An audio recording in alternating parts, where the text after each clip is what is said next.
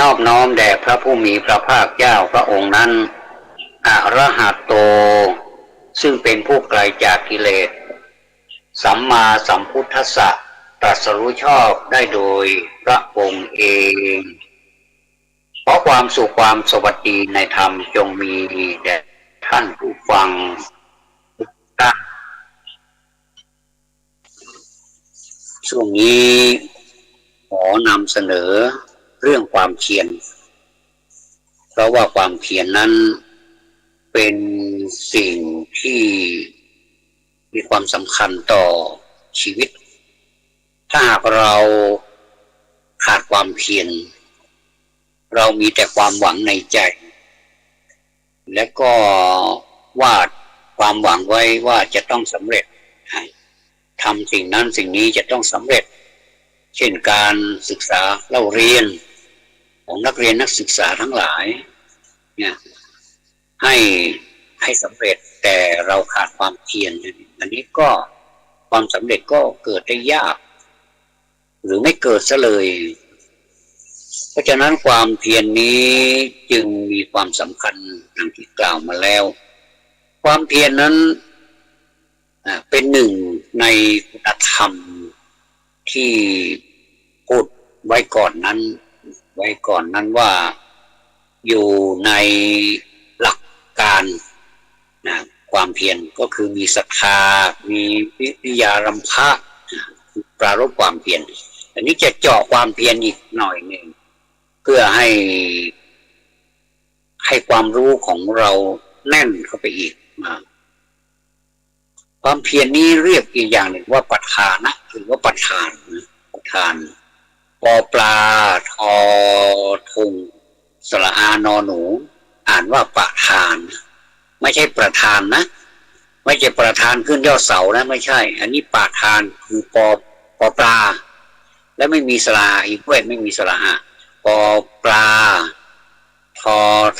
ทอทงนะทอทงสระอานอหนูประธานตัวนี้คือความเพียรมีสี่อย่างหนึ่งสังวรประธานแปลว่าเพียรระวังบาปไม่ให้เกิดขึ้นในสันดานสองปหานะประธานเพียรละบาปที่เกิดขึ้นแล้วสามภาวนาประธานเพียรให้กุศลเกิดขึ้นในสันดานสี่อนุรักษนาประธานเพียรรักษากุศลที่เกิดขึ้นแล้วไม่ให้เสื่อมไปหลายท่านคงจะสังเกตตรงนี้ว่าทำไมจะต้องพูดสันดานด้วยเนี่ยสันดานนี้ไม่ใช่คำหยาบนะเป็นคำสุภาพนี่แหละแต่ว่าเราส่วนมากเราจะเข้าใจว่าถ้าสันดานมันเป็นคำไม่สุภาพแต่ทางธรรมะนี่คำว่าสันดานนี้สุภาพนะคำว่าประธานแปลว่าความเพียรความหมายของความเพียรในที่นี้หมายถึงความพยายามในกิจการที่ชอบทำวงเล็บที่ชอบทำด้วยนะธรรมะนะไม่ใช่ทำทอสระอัมนะไม่ใช่ทอทหารสระอัมที่ชอบทำไม่ใช่นะคือหมายถึงกิจการที่ชอบทำทอรอมอทอทงรอหรือสองตัวแล้วก็มอม้าชอบทำบากบั่นต่ออุปสรรคที่เข้ามากีดขวางอุปสรรคที่เข้ามากีดขวางนั้นมีอะไรบ้างที่หลักๆก็คือมันมีร้อนมีหิวมีกระหายเหล่านี้เป็นต้นไม่เห็นแก่ความสุขความสบายแม้มีประมาณเพียงนิดหน่อยก็ตามมุ่งความสำเร็จในกิจการนั้นๆเป็นที่ตั้งความเพียรถ้าเราจะเจาะลึกวินิจฉัยเข้าไปอีกก็เมื่อกล่าวโดยองค์ในองค์ของความเพียรนี้ท่านจำแนกออกเป็นสี่ประการก็คือหนึ่งสังวรระวังบาปไม่ให้เกิดสองปหานะละบาปที่เกิดแล้วสามภาวนาพยายามให้กุศลเกิดภาวนานี้แปลว่าการพยายามให้กุศลเกิดนะ ไม่ใช่เรานั่งหลับตาเฉยๆนี่เป็นการภาวนาแล้วไม่ใช่เป็นเป็นอุบายทำให้กุศลเกิดกุศลก็คือความฉลาดกุศลนะถ้าอกุศลก็คือความไม่ฉลาดฉลาดในธรรมนะฉลาดเหตุฉลาดผลฉลาดว่าสิ่งของที่มันจะเกิดขึ้นกับเราเนี่ยสิ่งที่มันจะเกิดขึ้นกับเราเนี่ยเกิดแก่เจ็บตายนี่เป็นเรื่องของธรรมชาติอันนี้แปลว่าเรามีปัญญาในการทำภาวนาให้เกิดกุศลดังที่กล่าวแล้วก็ข้อที่สี่อนุรักษณารักษากุศลที่เกิดแล้วไม่ให้เสื่อมก็คือหัวข้อที่ขึ้นต้นนั่นแหละก็คือสังวรปหานาภาวนาและก็คือหน้าที่การประหารกิจก็คือการละบาปประหารกิจก็คือการละบาปแล้วก็ภาวนากิจบำเพ็ญบุญก็มีสองประการนะก็คือโดยกิจว่าโดยกิจนี้ก็ยังมีสองประการแต่ถ้าว่าโดยองค์รวมก็มีสี่ประการก็คือระวังรักษาไม่ให้บาปเกิดขึ้นละบาปที่เกิดแล้วเนี่ยพยายามให้กุศลเกิดขึ้นให้ได้แล้วก็เมื่อกุศลเกิดขึ้นแล้วก็รักษากุศลที่เกิดแล้วไม่ให้เสื่อมไม่ให้หายไม่ให้สลายไปไหนให้อยู่ด้วยตลอดเพียรระวังบาปไม่ให้เกิดขึ้นในสันดานนั้นหมายความว่าคอยระวังไม่ทำความเสียหายอย่างใดอย่างหนึ่งซึ่งตนยังไม่เคยทำอันนี้ก็สำคัญเพราะว่าเป็นอันแรกเลยที่ว่าระวังไม่ให้บาปเกิดขึ้นนะค่อนข้างจะยากสักหน่อยหนึ่งเพราะว่าบาปมันคอยนั่นแหละมันคอยดักคอยส่งเสริมให้เราทำอยู่เรื่อยเลยไม่ว่าจะด้วยเหตุผลอะไรก็ตามเราก็จะมีเหตุผลมาหักล้างเสมอแต่ความจริงก็คือความจริงบาปก็คือบาปจะเอาเหตุผลนั้นมาล้างไม่ได้เพราะฉะนั้นนี่ต้องทำความเข้าใจว่าบาปไม่เกิดขึ้นในสันดานแล้วนะมันก็จะอยู่อย่างนั้นมันไม่หายไปไหนเพราะฉะนั้นนี่เป็นสิ่งที่น่ากลัวเหลือเกินเราต้องระวังไม่ทำความเสียหายอย่างใดอย่างหนึ่งเพียรละบาปที่เกิดขึ้นแล้วอันนี้ในอดีตที่มันผ่านไปมันก็ไม่กลับคืนมาอีกแล้วเราจะต้องทำใจว่าเราจะต้องรับผลของบาปหรือว่าอีกอย่างหนึ่งก็คือความชั่วนะความชั่วเล็กชั่วน้อยชั่วมากอะไรก็ตามนี่ถือว่าเป็นบาปทางนั้นก็คือความเสียหายมีประการต่างๆซึ่งตนเองที่เคยทำไปแล้วก็พยายามละเสียให้เด็ดขาดอันนี้เรายังมีโอกาสมีเวลาต้องให้โอกาสตัวเองอย่าไปคิดทำร้ายตัวเองอย่าไปคิดตัดช่องน้อยแต่พอตัวคือเมื่อนึกขึ้นมาแล้วก็กลัวแล้วก็จะทำร้ายชีวิตของตัวเองอันนี้ยิ่งบาปใหญ่เลยถือว่าละเมิดศีลข้อที่หนึ่งนะคือปาณาติปาตาเวรมณีอันนั้นคือการฆ่าสัตว์มนุษย์ก็เป็นสัตว์ชนิดหนึ่งแม้จะไม่ใช่คนอื่นเป็นสิทธิส่วนบุคคลของเราก็ตามแต่ทางพุทธศาสนานั้นถือว่าเป็นการทำบาปอย่างซึ่งเป็นการทำบาปที่ร้ายแรงมากการเช่นการอัตตวินิบาตกรรมการฆ่าตัวตายอย่างเนี้ย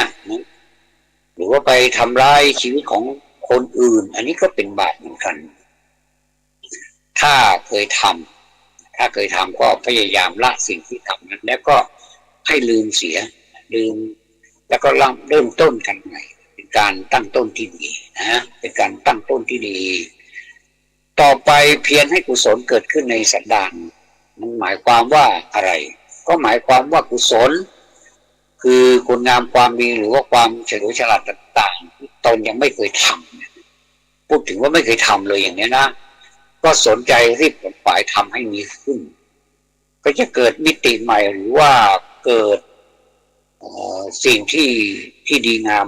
ภ เข้ามาแทนที่สิ่งที่ไม่ดีเกิดกุศลแทนอกุศลอันนี้พระพุทธเจ้าตรัสสรรเสริญต่อไปเพียรรักษากุศลที่เกิดขึ้นแล้วไม่ให้เสื่อมอันนี้ค่อนข้างจะยากสักหน่อยแต่ว่าก็ไม่ยากจนเกินไปที่เราจะรักษากุศลให้เป็นแบบเสมอต้นเสมอปลายรักษากุศลนั้นให้ดีเรารักษาชีวิตรักษาสิ่งมีค่าอะไรสักอย่างเนี่ยที่จะต้องเอาชีวิตเขาแลกเพื่อจะไม่ให้สิ่งนั้นสูญหายไปต้องระวังอย่างนี้นะคือต้องมีสติระวังอินทรีย์ทั้งหก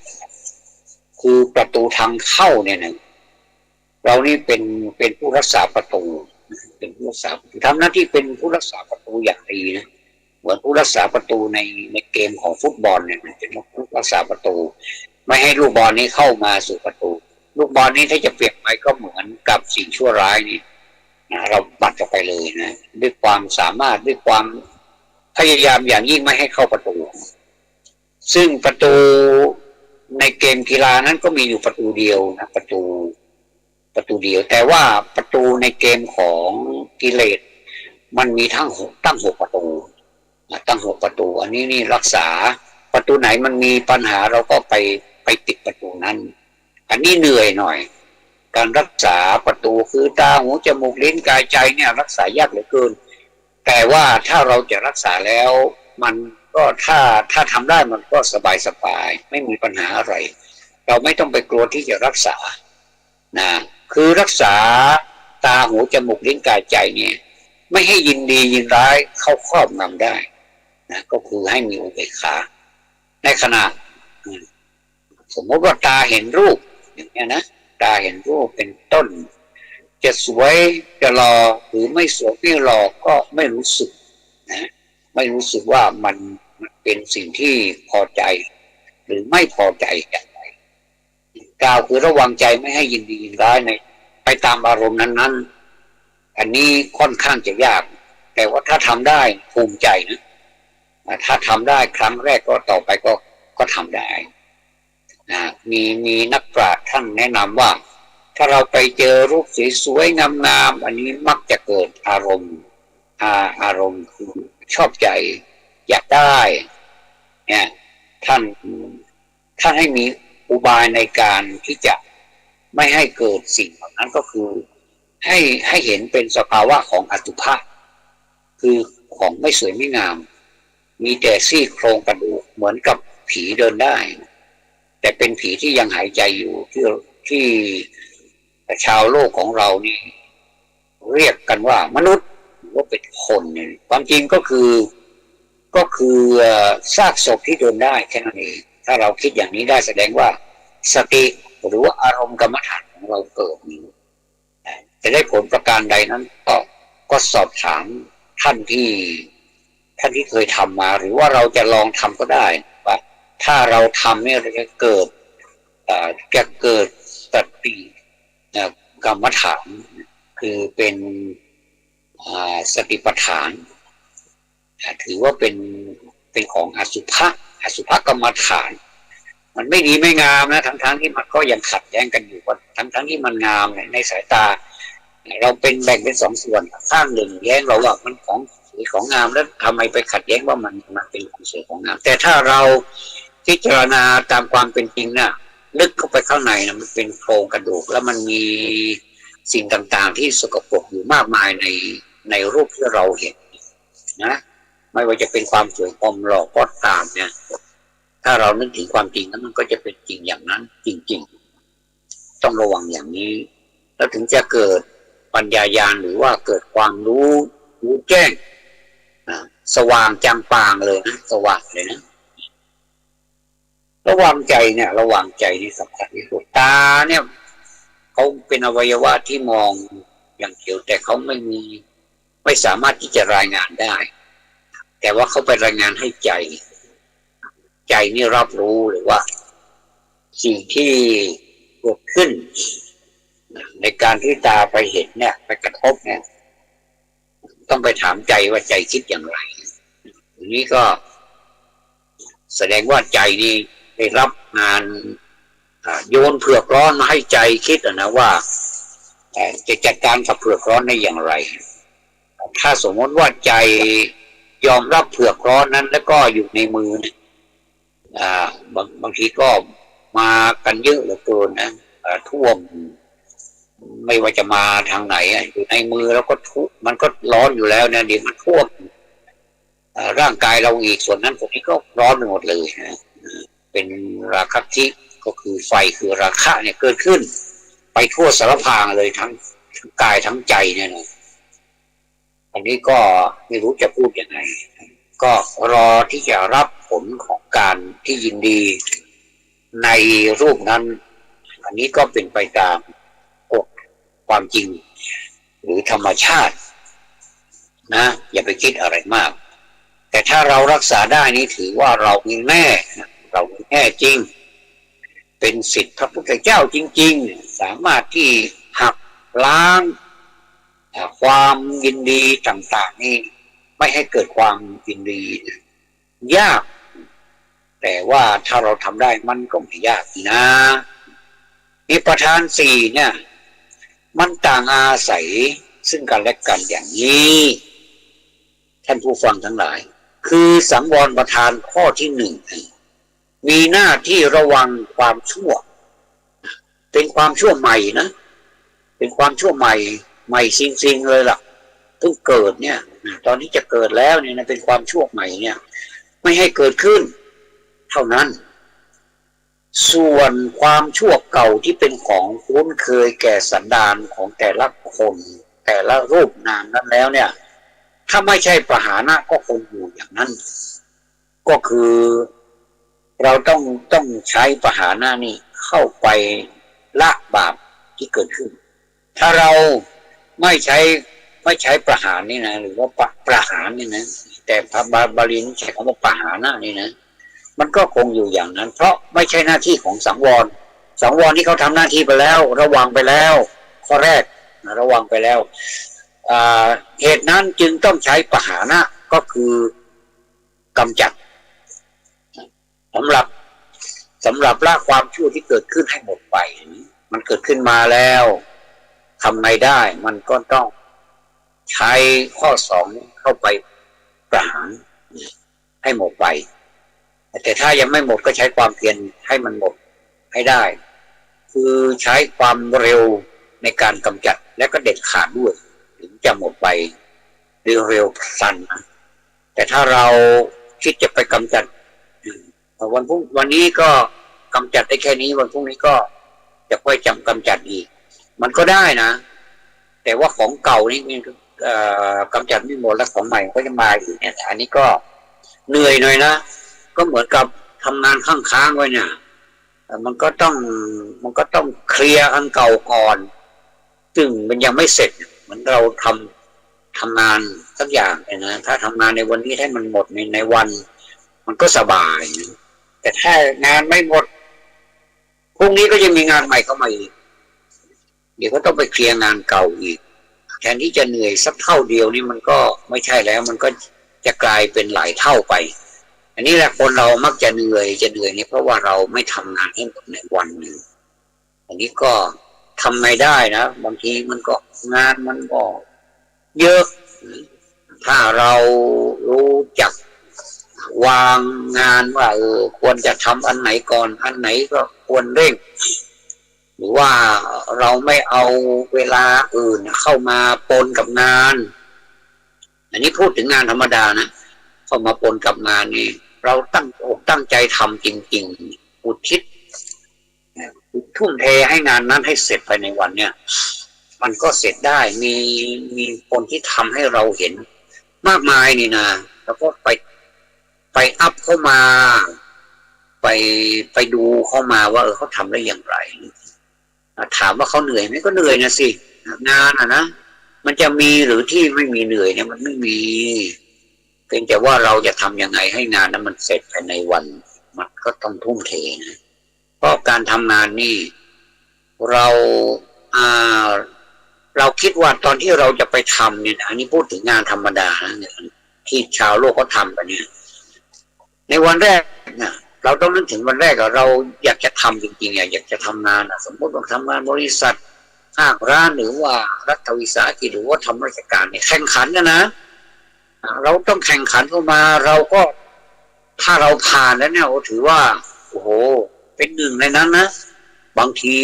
คนที่เข้ามาสมัครเนี่ยเยอะเหลือเกินสมมุติว่ารับพนักงาน100 อัตราอย่างนี้โอ้มีตั้งเป็นพันไม่ยังมีเลยนะบางทีมากกว่านั้นอีกก็มีเนี่ยเราพูดเล็ดรอดเข้าไปนะเล็ดรอดเข้าไปเป็นหนึ่งในนั้นอ่ะที่เขาจะรับ100 คนนะไม่รู้ว่าจะไปอยู่ระดับไหนนี่แล้วก็ไม่สนขอให้มันได้มันผ่านไปเลยนะ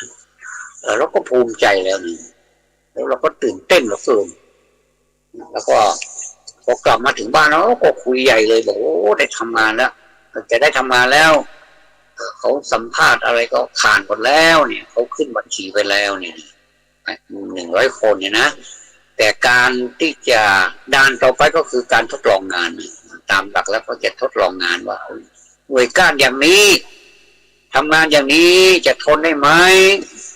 อันนี้ไม่ต้องว่าให้เจ้านายหรือว่านายจ้างของเราเนี่ยเขามีสิทธิ์ที่จะทดลองเราได้ว่าเรานี่หน่วยก้านอย่างนี้มีกำลังวังชามีสติปัญญาเท่านี้จะทำงานที่เขามอบหมายให้ได้หรือไม่แต่ทุกคนต้องผ่านกระบวนการที่ก่อนเหมือนกับหนังจีนเรื่องหนึ่งที่ว่ามี18 มนุษย์ทองคำเนี่ยแล้วก็พระเอกรู้สึกจะเป็นเรื่องมังกรหยกอันนี้ก็เป็นหนังที่ดังมากเลยในอดีตที่สามารถผ่านด่าน18 อรหันต์หรือว่าด่านที่มีความโหดร้ายมากเลยนะเข้าคนอย่างธรรมดานี่จะไม่ผ่านเด็ดขาดก็พ่ายแพ้กลับมาทุกทีเลยแต่นี้พระเอกเนี่ยเขาพยายามเหนื่อยมากแล้วก็เจ็บตัวมากเหมือนกันแทบตายเหมือนกันแต่ว่าก็ผ่านเข้าไปได้อันนี้มังกรหยกในอันนี้เป็นตัวอย่างก็ต้องให้ผ่านเข้าไปได้ในเมื่อมันผ่านแล้วเนี่ยเราต้องนึกถึงนะนายจ้างเรานี่ไม่ได้มาง้อเรานะใครก็ได้นะที่อยากจะสมัครมาทำงานเนี่ยสมัครเข้ามาเราใช้คำว่าสมัครเนี่ยเหมือนเขาสมัครรักสมัครแฟนนะมีเพลงอีกว่าสมัครรักสมัครแฟนผู้ชายนะไปจีบผู้หญิงนะไม่ใช่ผู้หญิงมาจีบผู้ชายนะพอสมัครรักสมัครแฟนเนี่ยเขาจะสนใจหรือไม่นี่เราก็อ้อนเขาเนี่ยให้เขารับสมัครเราเป็นแฟนกับเขาเนี่ยอันนี้เป็นเรื่องของเพลงเอามาเปรียบเทียบให้เห็นแบบชัดเจนยิ่งขึ้นสมัครงานที่ก็เหมือนกัน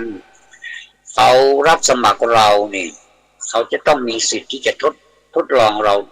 ทุกอย่างเลยทดลองเขาเรียกว่าทดลองงานฝึกงานก่อนถ้าเขาพอใจเขาถึงจะบรรจุให้เราแต่ตอนนี้เราเป็นพนักงานไปครึ่งหนึ่งแล้วนะแสดงว่าเราเป็น1 ใน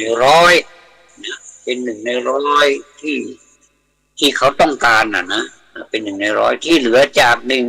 101เขาอาจจะขึ้นบัญชีเอาไว้เผื่อว่าคนสู้ไม่จริงเนี่ยคนสู้ไม่จริงถอนตัวออกไปเขาก็จะได้ขยับขึ้นมาเราก็ขยับไปตามไปอันนี้เขาเรียกว่าขึ้นบัญชีไว้ก่อนเป็นการแบบว่าอะไรเขาเรียกว่าเป็น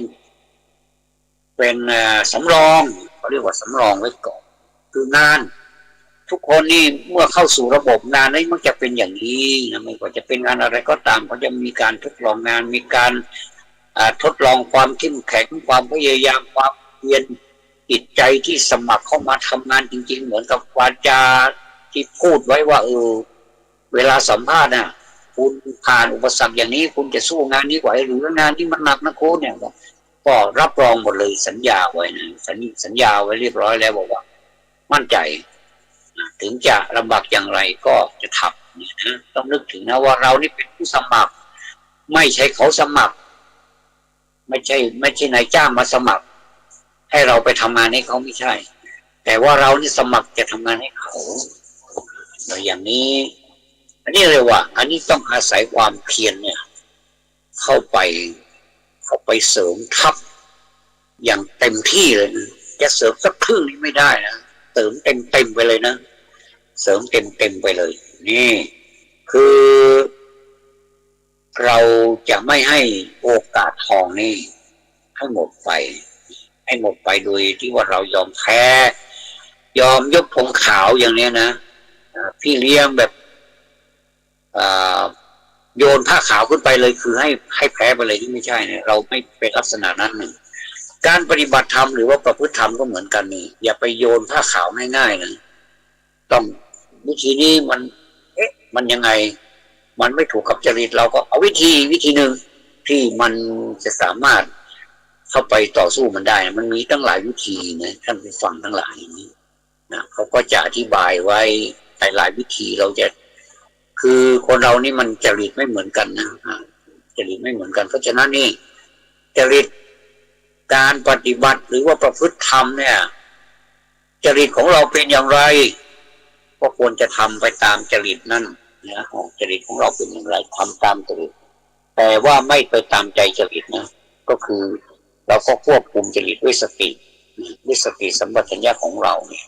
เรามีความอดทนเป็นเลิศนอกจากความอดทนแล้วก็ต้องมีความเพียรพยายามด้วยอีกต่างหากตอนนี้เรากำลังจะพูดถึงความเพียรอยู่ซึ่งความเพียรนี้ก็ไม่ได้อยู่โดดเดี่ยวหรอกก็จะมีเพื่อนๆเช่นความขยันความอดทนความเพียรก็คือความขยันเหมือนกันแล้วก็รวมสติสัมปชัญญะแล้วก็ธรรมะข้ออื่นเข้ามาเสริมทัพอีกมากมายเลยเราก็เตรียมไปศึกษาว่าธรรมะข้อนี้ใช้ในการไหนจะทำยังไงให้ความเพียรนี่มีความแข็งแกร่งมีความเป็นแบบมีทัพที่สามารถเข้าไปตีเหมือนกับทำสงครามเนี่ยนะจะต้องมีทัพหน้าทัพหลังสนับสนุนกันนะมีทัพหน้าแล้วก็มีทัพที่เสริมอีกเนี่ยนะก็เรียกว่าไม่ขาดกำลังใจนะยังไงก็อุ่นใจก็มีการเสริมทัพการประพฤติธรรมถ้าประพฤติข้อเดียวมันก็อ่อนกำลังจะไม่มีพลังมันจะต้องมีการเสริมทัพด้วยแล้วก็เราก็ต้องรู้ธรรมะด้วยว่าธรรมะข้อนั้นใช้ในเวลาไหนอย่างไรคือให้เด็ดขาดไปเลยอย่างนี้มันก็จะมีกำลังใจและจะประพฤติปฏิบัติในการที่เราจะไปพิชิตนั้นให้ได้อย่างไม่ผิดหวังแต่ต้องใช้เวลาต้องใช้ความอดทนนะบางคนนี่บางทีหน่วยก้านไม่ดีเลยนี่แต่ว่าผ่านงานได้อันนี้นี่สุดยอดเลยนะบางทีหน่วยก้านก็ไม่เกี่ยวนะมันอยู่ที่ใจขาดใจแข็งแกร่งสักอย่างเนี่ยร่างกายมันก็ไปด้วยกับใจนะมโนภูพังเข้ามาทำมามีใจเป็นใหญ่แต่ก็อย่าไปประมาทว่าเมื่อมีใจเป็นใหญ่แล้วร่างกายนี้ไม่ต้องดูแลก็ได้ไม่ใช่นะอย่าไปเข้าใจอย่างนั้นนะความหมายของร่างกายนี้จะต้องแข็งแรงด้วยไม่เกิดโรคไม่เจ็บอ่อนแอด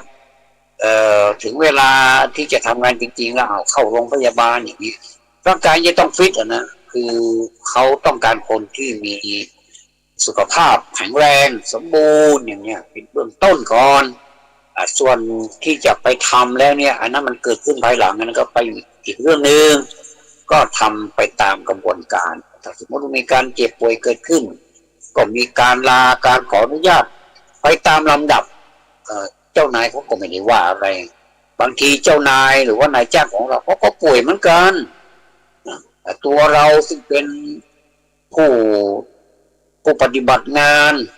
ของนายจ้างของเรานี่มันก็มีสิทธิ์ป่วยได้เหมือนกันมันเป็นเรื่องของสังขารอย่าไปคิดว่าทำงานทั้งปีเนี่ย365 วันเนี่ยจะไม่มีวันไหนเราที่มีป่วยเนี่ยมันเป็นไปได้ยากนะมันจะหาได้สักกี่คนที่มันไม่เจ็บไม่ป่วยเลยมันมี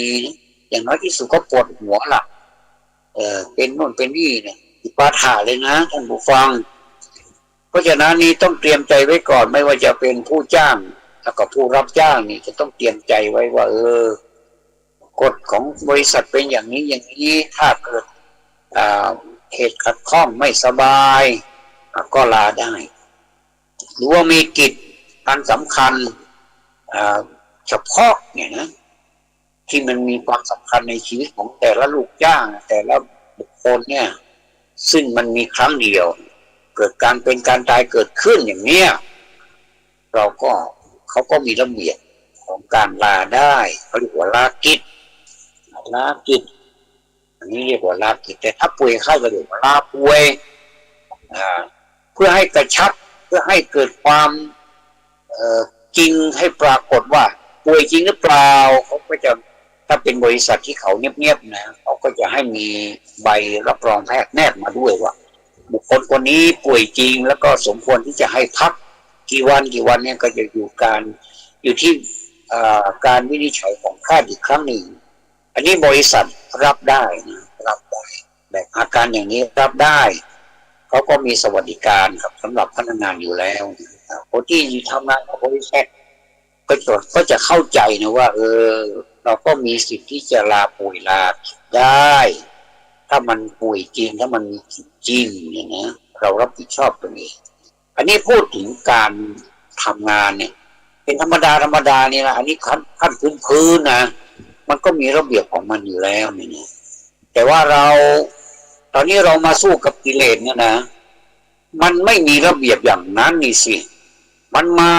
โดยแบบว่าบางทีมันเล่นนอกบทนะมัน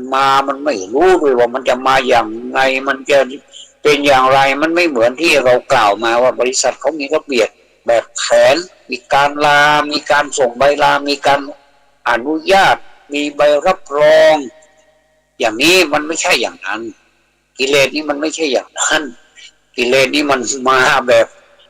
มันยกขโยง6 โมงเช้ามาเลยนะมันยกขโยงมาเลยแล้วก็มันไม่มีรูปแบบอันนี้ระวังยากหน่อยเพราะมันมาเหมือนกับอาตมาได้ยกตัวอย่างว่าถ้าเป็นโกนะหรือว่าเป็นผู้รักษาประตูเนี่ยฟุตบอลเนี่ยนะเขาก็จะรับหน้าที่ประตูเขาอย่างเดียวก็แสดงว่าเขามีประตูเดียวเขาทำหน้าที่รักษาประตูอย่างเข้มแข็งที่สุดนะเท่าที่จะทำได้เนี่ยอันนี้ก็ไม่ซับซ้อนนะเพราะว่าประตูของเขาก็มีประตูเดียวแต่ว่าประตูของอายตนะภายในนี่มันมีตั้ง6 ประตูนี่สิอันนี้ลำบากเหลือเกินเราก็ไม่รู้มันจะเข้าประตูไหนเราก็จำเป็นที่เราจะต้องเป็นผู้เชี่ยวชาญในการรักษาประตูเราจะทำยังไงว่ามันก็ไม่ได้บอกว่ามันจะเข้าประตูไหนประตูตาหรือประตูหูหรือจมูกใช่ไหมเราก็เดาไม่ได้มันจะมาทางไหนบางทีถ้ามันเป็นกลิ่นหอมมาทางจมูกอะถ้ามันเป็นกลิ่นที่มันไม่หอมเรารู้สึกเหม็นแล้วก็รู้สึกว่ามันเป็นอนิจฐารมณ์อารมณ์ไม่ดีแล้วอันนี้แสดงว่าเอาละกิเลสเกิดขึ้นที่จมูกเราเนี่ย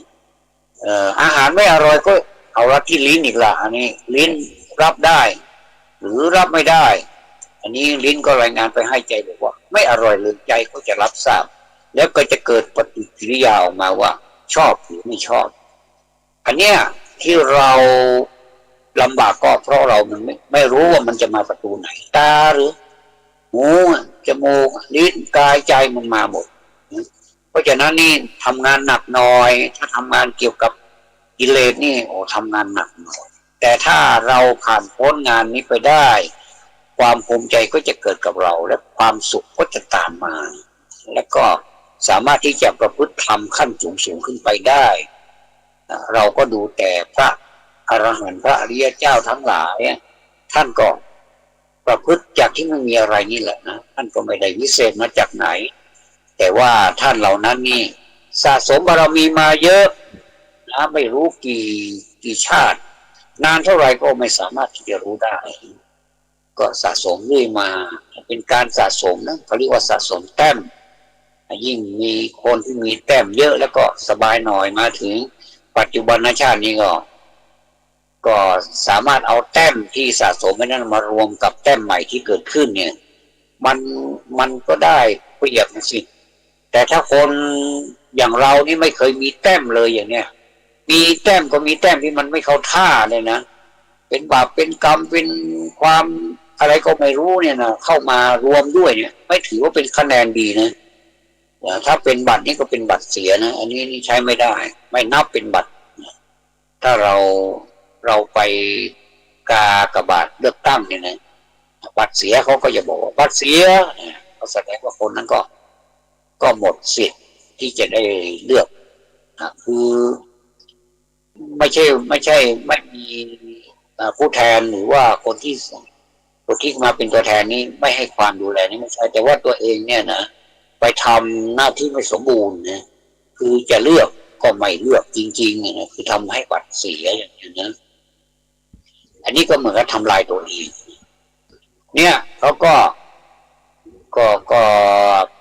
กุศลก็เป็นฝ่ายกุศลอกุศลก็เป็นฝ่ายอกุศลถ้าสมมติว่าเราทำแต้มอกุศลไว้เยอะแต้มของอกุศลนั้นก็มาบดบังแต้มที่เป็นกุศลหมดเลยมันก็จะทำให้เรานี่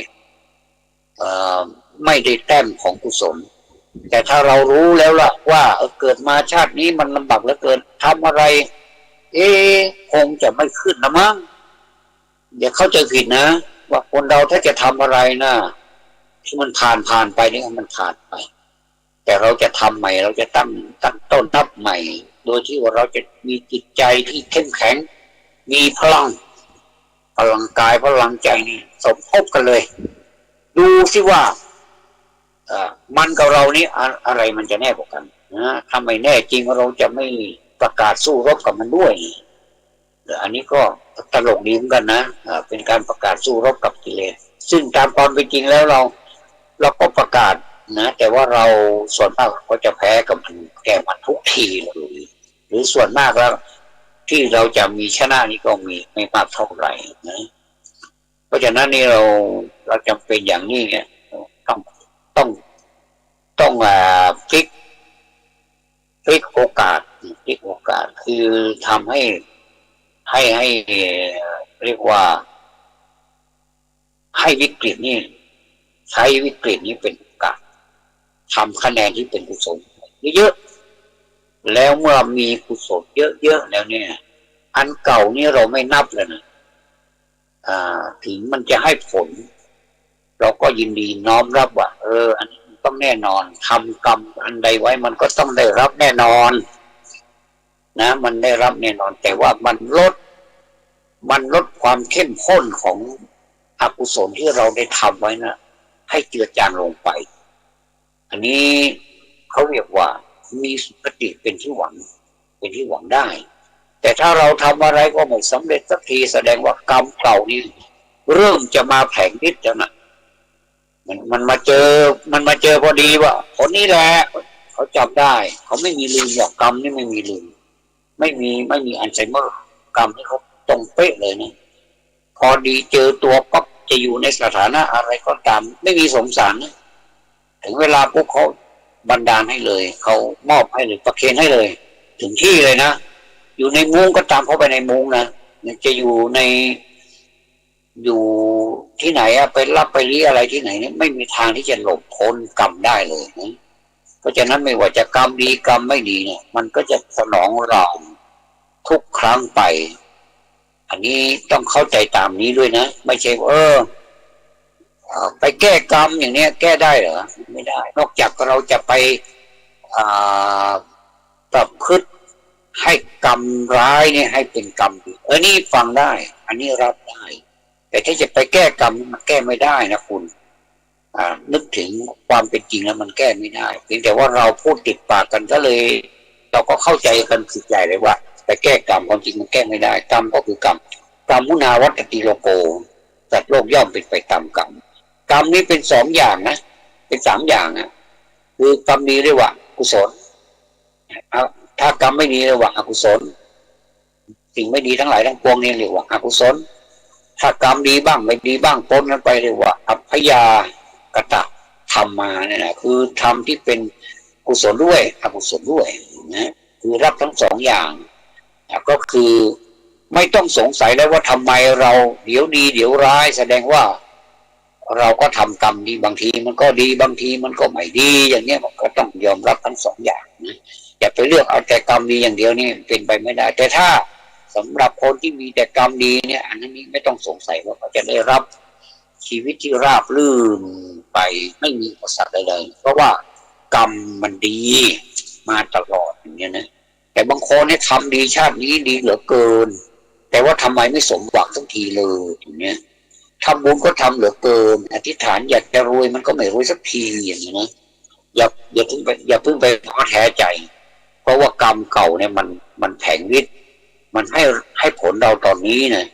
อยากรวยแต่มันไม่รวยนะถามว่าคนทุกคนอยากรวยไหมก็อยากรวยนะสิใครจะอยากยากจนมีหรอกคนไหนอยากยากจนเราเพี้ยนแล้วนะแต่ว่าทำไมมันไม่รวยเพราะกรรมมันไม่ส่งผลให้รวยนะสิมันส่งผลให้เราจนแต่ว่า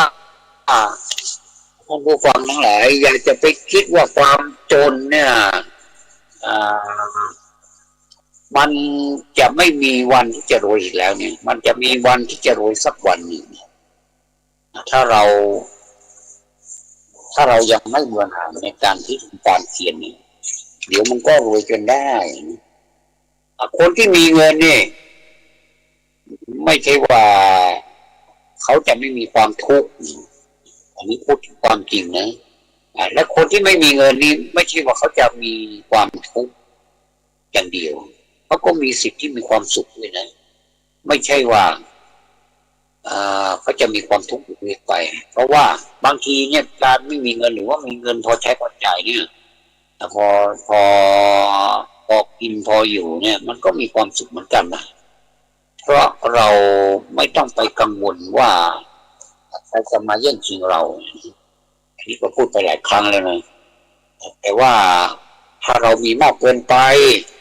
อันนี้เราก็ลำบากใจเพราะว่าเราต้องระวัง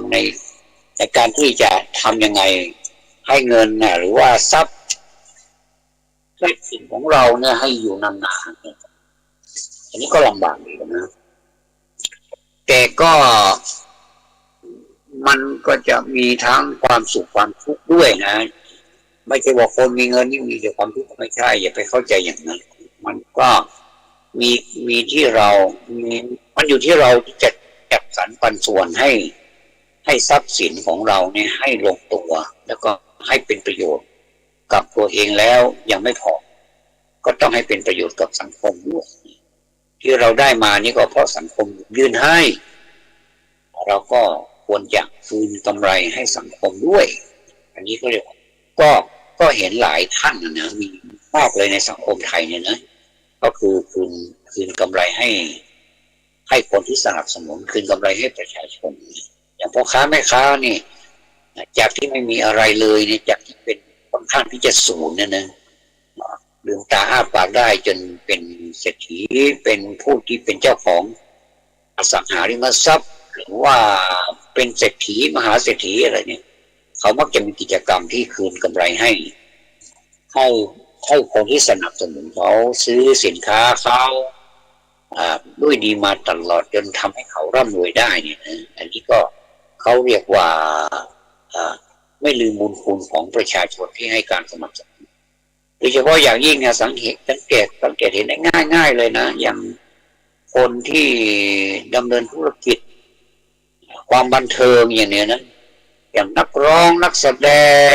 อะไรต่างๆนี่เขามักจะรู้บุญรู้คุณของประชาชนเขาเหล่านั้นนี่จะนับถือเคารพของในความเมตตาของประชาชนจะไม่ไปที่ไหนจะไปที่ไหนก็ตามเนี่ยนะเขาจะขอบคุณแฟนๆอย่างนักร้องเนี่ยนักดนตรีเนี่ยนักแสดงเนี่ยเขาก็จะขอบคุณแฟนๆขอบคุณ FC ทั้งหลายที่ให้การสนับสนุนเขาด้วยดีมาตลอดจนเขามีวันนี้ได้บางคนก็พูดไปด้วยก็น้ำตาไหลไปด้วยไม่ว่าจะเป็นแฟนก็ ก็มีความรู้สึกเหมือนกันอันนี้เขาเรียกว่าน้ำตาแห่งความปิติน้ำตาแห่งความภูมิใจนะที่มีแฟนๆให้ความสนับสนุนไม่ว่าจะไปที่ไหนก็คนแน่นเอียดบางทีเวทีแทบพังคนมันเยอะเหลือเกินไม่รู้ว่าหลั่งไหลมาจากไหนเนี่ยเราก็สังเกตดูเมืองไทยเรานี่ก็มีนะแล้วก็มีเหตุการณ์อย่างที่เกิดขึ้นในต่างประเทศก็เหมือนกันแต่ว่าเขาคลั่งใครมันก็เหมือนเดิมนะมันเป็นความรักส่วนตัวความรักที่บุคคลคนนั้นเป็นที่รักให้ความสุขแก่เขาเนี่ยเขาก็ยังไงก็ได้ถ้ามีการแสดงที่ไหนเขาก็จะคอยสดับว่าเขาจะแสดงที่ไหนบ้างไม่ว่าจะแพงขนาดไหนนะชั้นลิงไซส์เลยนะไม่ว่าจะแพงขนาดไหนเนี่ยไปดูนะถึงแม้ว่ามันไม่ใช่ติดขอบเวทีไม่ใช่ลิงไซส์แต่ว่าได้ที่อื่นๆเนี่ยขอให้ได้เข้าไปและเป็นผู้มีส่วนร่วมในการแสดงครั้งนั้นก็ภูมิใจแล้วนะถือว่าได้อยู่ในเหตุการณ์นั้นด้วยอันนี้เขาเรียกว่าจิตใจเนี่ยมันมาด้วยใจมันเป็นจิตอาสาอาตมาพูดถึงบุคคลผู้สำเร็จในความที่ว่าตัวเองอยากเป็นอยากจะเป็นอย่างนี้พอได้มีได้เป็นอย่างที่เป็นแล้วเนี่ยนะในปัจจุบันเขาก็นึกถึงประชาชนผู้ให้การสนับสนุนเขาเนี่ยเมืองไทยนี้ก็ใช่ว่าจะมีคนที่น้ำใจสิ้นไร้ไม้ตอกหรือว่าน้ำใจไม่ดีเนี่ยก็ยังมีคนที่มีน้ำใจอยู่นะเราไปทางไหนก็มีความอุ่นใจแล้วก็เราก็มีความสุขเกี่ยวกับการสัมพันธภาพสัมพันธไมตรีเนี่ยนะเรายิ้มแย้มแจ่มใสถึงแม้ว่าเราจะมีความคิดที่ลบสักหน่อยนึงแต่ว่าเวลาจริงๆแล้วเราก็รักกันนั่นแหละนะอันนี้คือน้ำใจคนไทยเคยฟังเพลงจนร้องไห้ไหมท่านผู้ฟังเพลงนี้นะบางทีมันไม่ใช่บางทีมันสื่อถึงความรู้สึกถ่ายทอดให้ถึงกันได้ทั้งคนร้องแล้วก็คนฟังร้องไห้นะร้องไห้จริงๆนะไม่ได้บีบน้ำตาให้มันออกมาจริงๆนะออกมาจากจิตสำนึกจิตใต้สำนึกจริงๆอย่างนี้อันนี้ก็แสดงว่าเขาไม่ลืมพระคุณของประชาชนที่ให้การสนับสนุนเขาจนมีวันนี้เนี่ยอันนี้ก็ให้การสนับสนุนกันไปสิ่งใดที่มันสร้างสรรค์นะมันเป็นประโยชน์นะก็ทำไปเถอะไม่เป็นไรหรอกมันทำให้ชีวิตของเรานี่มีชีวานะคนเราเกิดมานี่อย่ามีชีวิตอย่างเดียวต้องมีชีวาด้วยถ้ามีชีวิตอย่างเดียวก็เกิดมาเพื่ออะไรเพื่อรอที่มันจะจบชาตินี้ไปอย่างไม่มีชีวาอย่างนั้นหรือเพราะฉะนั้นชีวาในที่นี้นี่มันแปลเป็นหลายนัยยะด้วยกันนะมีชีวิตในการประพฤติปฏิบัติสิ่งที่เป็นประโยชน์แก่ตนเองและแก่สังคมก็หมายความว่าให้มีการประพฤติซึ่งธรรมะด้วยแล้วก็ประกอบกิจธุระอะไรก็ให้อยู่ในขอบในเขตไม่ผิดกฎหมายอย่างนี้เป็นต้นเราก็แสดงว่าเรานี่ได้ฝากคุณงามความดีไว้ในแผ่นดินที่เราเกิดเนี่ยไม่ว่าจะไปที่ไหนนี่เราก็ไม่หวั่นเราจะตกอยู่ในสถานะอะไรนี้ไม่ได้มีความสำคัญเลยนะขอให้เกิดมาแล้วเป็นผู้เป็นคนแล้วก็สร้างประโยชน์ให้กับตัวเองก่อนเป็นปฐมเป็นอันดับแรกแล้วก็ให้กับคนอื่นจะเราสังคมใหญ่สังคมที่ใหญ่ขึ้นเป็นประเทศเป็นโลกอย่างนี้นะโลกทั้งโลกเนี่ยอยู่ในมือเราทุกคนเนี่ยมือนะความจริงเรามือเดียวนะมือเนี่ยมี2 มือนะมี10 นิ้วเนี่ยนะจะไปโอบอุ้มทั้งโลกนี้เป็นไปไม่ได้นะแต่ถ้าเราประสานกันทั้งหมดเนี่ยทั้งคนทั้งโลกเนี่ยช่วยกันประสานเนี่ยนะทั่วโลกนี่มีกี่พันล้านสามารถโอบอุ้มโลกนี้ได้ให้เป็นปกติสุขถึงแม้ว่าจะขัดแย้งทางด้านความคิดบ้างแต่เราก็ไม่เขียนฆ่ากันเราจะไม่ทำร้ายกันอย่างนี้นะเราก็อยู่ในโลกนี้อย่างเป็นสุขได้นะดังนั้นวิริยะเนี่ยคือ ความเพียรที่ว่าเนี่ยจึงเป็นสิ่งที่สำคัญเรามาระวังเมื่อมีความระวังแล้วเราก็จะเกิดกุศลนะระวังตาหูจมูกลิ้นกายใจนี้ก็จะเกิดกุศลเกิดขึ้นในใจและประธานสี่เนี่ยต่างอาศัยซึ่งกันและกันอย่างนี้คือสังวรประธานเป็นอันดับแรกก็คือเพียรระวังนี่นะก็มีหน้าที่ระวังความชั่วใหม่ไม่ให้เกิดขึ้นเท่านั้นส่วนความชั่วเก่าที่เป็นของคุ้นเคยแก่สันดานแล้วเนี่ยถ้าไม่ใช่หรือว่าไม่ใช่ปหานะก็คงอยู่อย่างนั้นเพราะมันไม่ใช่หน้าที่ของสังวรข้อแรกเพราะฉะนั้นจึงต้องใช้ปหานะหรือว่าการทำลายสำหรับความชั่วที่เกิดขึ้นให้หมดไปแต่ถ้าจะใช้ปหานะไม่ใช้สังวรความชั่วก็ไม่มีเวลาหมดเหมือนกันก็คือใช้ร่วมกันแต่ใช้ตามกาลเทศะอันนี้ควรจะใช้อะไรอันนี้ก็ใช้อะไรแต่ทั้งสองอย่างนี้ต้องใช้ร่วมกันอยู่แล้วเก่าหมดไปใหม่ก็เกิดขึ้นอีกเนี่ยก็จะวนเวียนอยู่อย่างนี้นะไม่มีทางที่มันจะหมดไปได้แต่เราก็ควรจะระวังแล้วก็ใช้ความความประหารที่เข้าไปให้มันหมดไปเป็นคราวไปอย่างนี้เพราะฉะนั้นจึงเห็นว่าสังวรกับประหารเนี่ยตามอาศัยซึ่งกันและกันอย่างนี้ส่วนภาวนาประทานก็คือทำให้เกิดขึ้นเนี่ยเพียรทำความดีให้เกิดขึ้นนั้นถ้าเป็นแต่ทำไปแล้วถ้าเป็นแต่ทำไปแล้วเนี่ยความดีที่ทำไว้เนี่ยก็จะไม่สะสมอยู่เราจะต้องอนุรักษ์เนี่ยเขาเรียกว่าอนุรักษณาเป็นการคอยตามรักษาเข้ากำกับด้วยถึงกระนั้นก็ตามถ้าไม่มีภาวนาก็ไม่รู้ว่าจะไปรักษาอะไรเพราะฉะนั้นจึงเห็นว่าภาวนากับอนุรักษณาเนี่ยต่างอาศัยซึ่งกันและกัน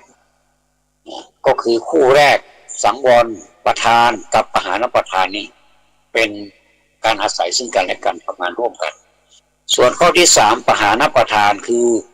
เพียรกุศลให้เกิดขึ้นกับภาวนาประทานขออภัยเพียรให้กุศลเกิดขึ้นในสันดานนี้ต้องทำงานร่วมกับอนุรักษณประทานเมื่อกุศลเกิดขึ้นในสันดานแล้วเราก็รักษากุศลไม่ให้มันหายไปไหนเหมือนกับเรารักษาทรัพย์สมบัติของเราไม่ให้เสื่อมไปให้อยู่กับเราได้เท่ากับที่มันจะอยู่ได้นะต่างอาศัยกันและกันอย่างนี้ถ้าเราจะย่นย่อลงไปแล้วประธานสี่ย่นลงไปสองได้ดังนี้นะท่านผู้ฟังหนึ่งย่นสังวรลงในปหานะเรียกว่าละบาปอีกครั้งหนึ่งนะย่นสังวร